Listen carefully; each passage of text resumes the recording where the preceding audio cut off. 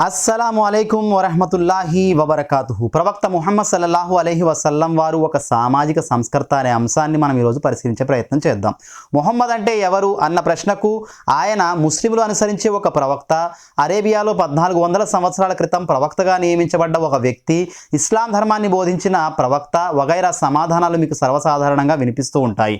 కానీ వీటన్నిటినీ దాటుకొని కాస్త ఆయన జీవిత చరిత్రను సంక్షిప్తంగా పరిశీలించే ఎవరికైనా ఆయనను కేవలం 23 ఏళ్ల కాలంలో నైతిక మానవత విలువలకు దూరమైపోయి నీచమైన మూఢాచారాలు అజ్ఞాన అంధకారంలో కొట్టుమిట్టాడే ఓ అనాగరిక జాతి ప్రజల్ని ప్రపంచానికి ఉత్తమ నైతిక ఆధ్యాత్మిక మానవత విలువల్ని నేర్పే గురువులుగా, ఉత్తమ నాగరికతకు విజ్ఞానానికి ధ్వజవాహకులుగా తీర్చిదిద్దిన ఓ అత్యుత్తమ సామాజిక సంస్కర్తగా తప్పకుండా గుర్తించగలుగుతారు.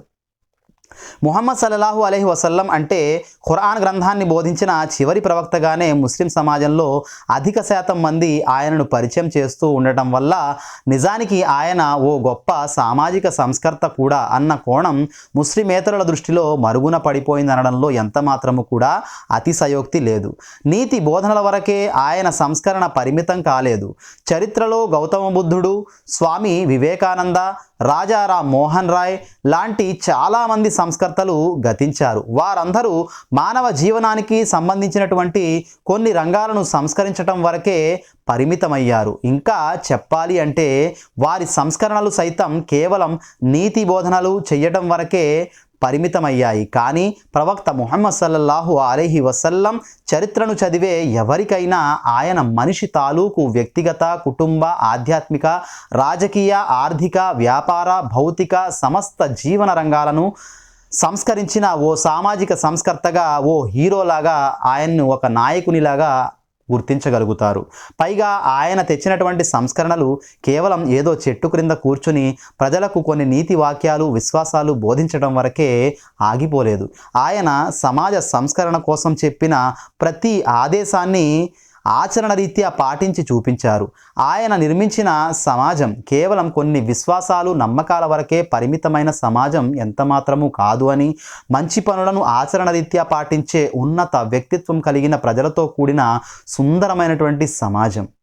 అందుకే సరోజిని నాయుడు ప్రవక్త ముహమ్మద్ సల్లల్లాహు అలైహి వసల్లం వారు బోధించినటువంటి ఇస్లాం ధర్మాన్ని ఉద్దేశిస్తూ చెప్పింది ఏమిటంటే, ప్రజాస్వామిక వ్యవస్థను ఆదేశించడమే కాక ఆచరించి చూపిన తొలి ధర్మం అదే.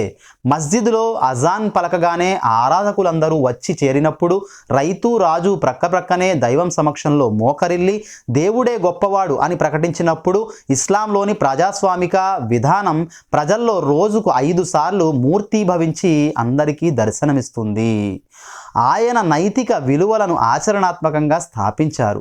నల్ల జాతీయుల్ని బానిసలుగా మార్చి వారి పట్ల ఆనాటి అరబ్బులు దారుణమైనటువంటి వివక్ష ప్రదర్శిస్తూ వారిని అత్యంత హీనంగా చూస్తున్న నేపథ్యంలో ప్రవక్త ముహమ్మద్ సల్లల్లాహు అలైహి వసల్లం వారు నల్లవానికి తెల్లవానిపై కానీ, తెల్లవానికి నల్లవానిపై కానీ ఎలాంటి ప్రాముఖ్యత లేదు, మీలో ఎవరైతే ప్రవర్తన రీత్యా గొప్పవారో వారే దైవం దృష్టిలో గొప్పవారు అని నీతి బోధలు చెయ్యటం వరకే ఆయన సంస్కరణ పరిమితం కాలేదు.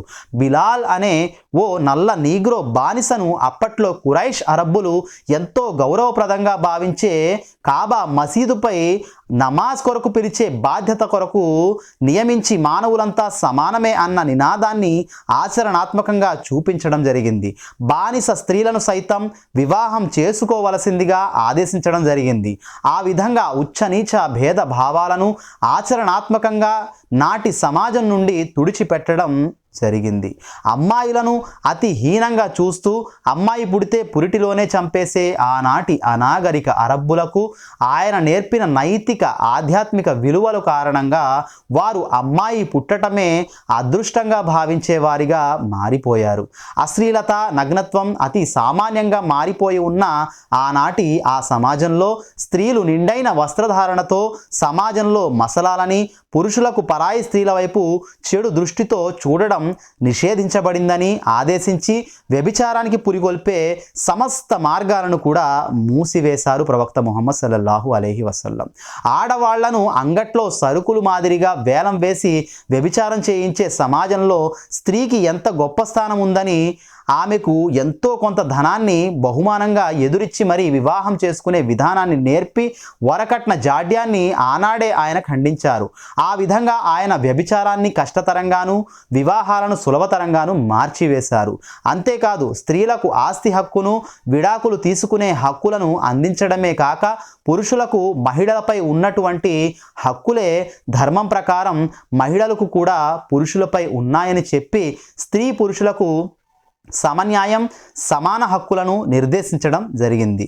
మద్యం అతిపెద్ద వ్యాపారంగా సాగుతూ నిత్యం మద్యమత్తులో మునిగి తేలుతూ ఉండే ఆనాటి అరబ్బు ప్రజలకు ఆయన ఇచ్చిన నైతిక శిక్షణ ఎలాంటిది అంటే ఎప్పుడైతే ఆయన మీలో ఇక నుండి ఎవరూ సారాయి జోలికి పోకూడదు అని మద్యాన్ని నిషేధించారో అరేబియా పురవీధుల్లో సారాయి కాలువల మాదిరిగా ప్రవహించింది.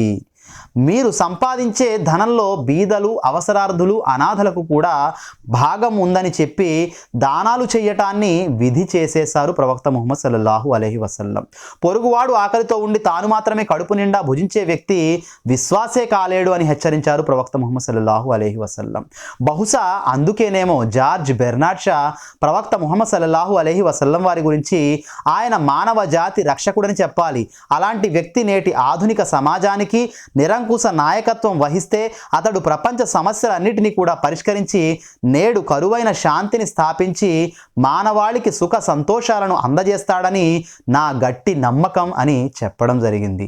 ఆయన బోధించిన ధర్మం చేస్తున్న సమాజ సంస్కరణ నచ్చని కొందరు దుర్మార్గులు ఆయనకు ఆయన అనుచరులకు శత్రువులుగా మారి దౌర్జన్యానికి తెగబడినప్పుడు వారితో సంధి సర్దుబాట్లకై ఎన్నో ప్రయత్నాలు చేసినప్పటికీ పరిస్థితి చేయి దాటిపోయినప్పుడు తప్పనిసరి పరిస్థితుల్లో ఆయన ఆత్మరక్షణ కోసం యుద్ధానికి సిద్ధమైనప్పుడు సైతం రణభూమికే మానవత్వం నేర్పిన ఉన్నతమైనటువంటి వ్యక్తిత్వం ప్రవక్త ముహమ్మద్ సల్లల్లాహు అలైహి వసల్లం. చివరకు శత్రువులకు చెందినటువంటి స్త్రీలను కానీ వృద్ధుల్ని కానీ పిల్లల్ని కానీ చంపరాదని ఫలాలనిచ్చే చెట్లను నరకకూడదని కాల్చడం చేయకూడదని కఠినమైన ఆదేశాలను ప్రవక్త సల్లల్లాహు అలైహి వసల్లం వారు జారీ చేశారు. ఆయన చేసుకున్న పెళ్లిళ్ళు సైతం ఆనాటి అరబ్బులు అనేక వర్గాలుగా విడిపోయి ఒకరికొకరు ఏమాత్రం కలవటానికి సిద్ధపడని నేపథ్యంలో వారందరినీ కూడా కలపడానికి వర్గాంతర వివాహాలను ప్రోత్సహించడమే మార్గమవుతుంది. కాబట్టి ఆయన వివిధ వర్గాల నుండి స్త్రీలను వివాహాలను చేసుకోవాల్సి వచ్చింది. 53 ఏళ్ల వరకు కేవలం ఒకే భార్య కలిగి ఉన్న ఆయన ఆ తరువాత పెళ్లి చేసుకున్న స్త్రీలలో అధిక శాతం మంది వితంతువులు, భర్తను కోల్పోయినటువంటి వారు, వయసు మళ్ళిన వారే.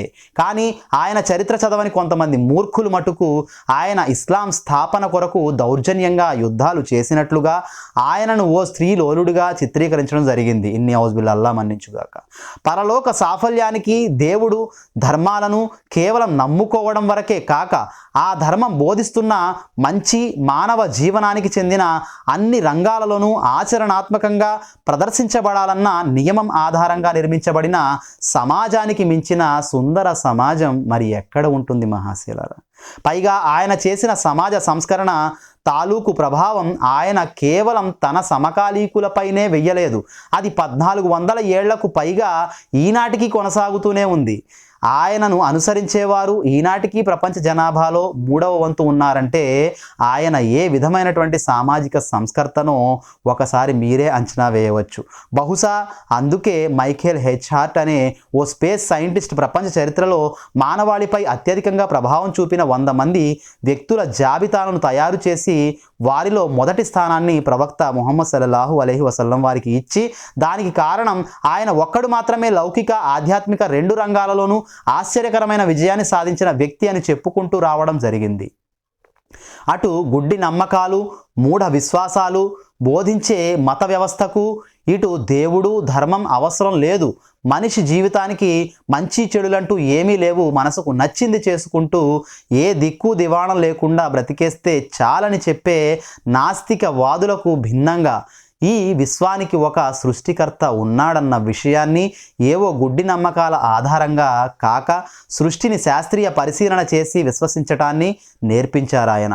భౌతిక వాదానికి ఆధ్యాత్మిక వాదానికి అతివాదానికి మితవాదాలకు భిన్నంగా పూర్తి హేతుబద్ధమైన విశ్వాసాల ఆధారంగా మధ్య మార్గాన్ని, మోడెస్ట్ వేని, ఒక సంపూర్ణ జీవన విధానాన్ని ప్రవక్త ముహమ్మద్ సల్లల్లాహు అలైహి వసల్లం వారు ప్రపంచ మానవాళికి నేర్పారు. ఇక ఆయన చేసిన సంస్కరణలను, ఆయన వ్యక్తిత్వాన్ని, ఆయన ఉన్నత స్థానాన్ని చూసి ఓర్వలేని కొందరు ఆయనపై సృష్టించిన అబద్ధాల విషయంలో థామస్ కార్లైల్ ఏమంటున్నారంటే, ఈ వ్యక్తి ముహమ్మద్ సల్లల్లాహు అలైహి వసల్లం చుట్టూ పేరుకుపోయిన అబద్ధాలు మనకే తలవంపులు తెచ్చే విధంగా ఉన్నాయి అని. కాబట్టి మహాశరారా, ఆయన యొక్క జీవితాన్ని ఒక మహోన్నతుల జాబితాలో చేర్చి విమర్శనాత్మకంగా అయినప్పటికీ కూడా మనస్ఫూర్తిగా, నిర్ద్వంద్వంగా, నిష్పక్షపాతంగా అధ్యయనం చేసే ప్రయత్నం చేయండి.